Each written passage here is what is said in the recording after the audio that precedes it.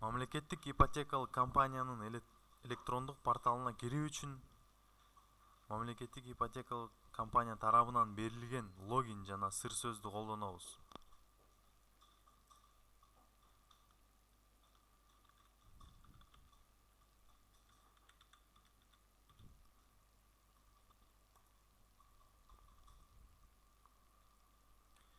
Биринчи жолу киргенде сыр сөздү өзгөртүүгө мүмкүнчүлүк берилет.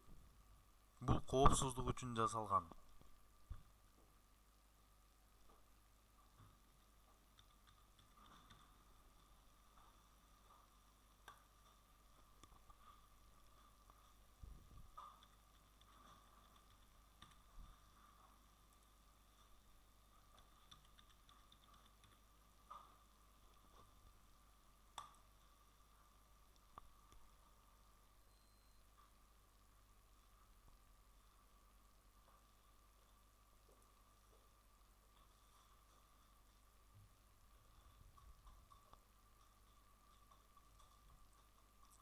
Сыр сөздү алмаштырылгандан кийин кайрадан логин жана жаңы сыр сөз жасабыз.